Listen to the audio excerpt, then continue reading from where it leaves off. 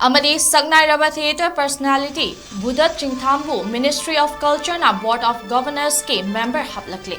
India ki oina Saknairaba playwright critic theatre director su oiriba theatre personality meta awardee Buddha Chingthambu India ki culture minister G Kishan Reddy na Board of Governors Eastern Zonal Cultural Center 𝐁𝐔𝐃𝐇𝐀 Kolkata Ministry of Culture Government of India ki member oina nominate tawkhre.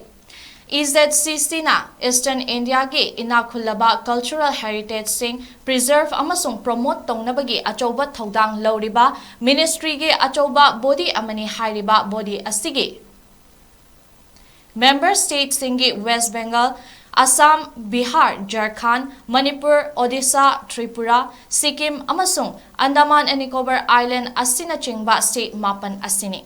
Hariba ministry ki body asigi function taunaba committee mari laibagi manungda Board of Governors asina khwaidagi wangba highest committee ni. Hariba committee asigi member oina lamdam sigi eminent personalities singdagi board member oina nominate tawrakpa handaki sina ahanbani.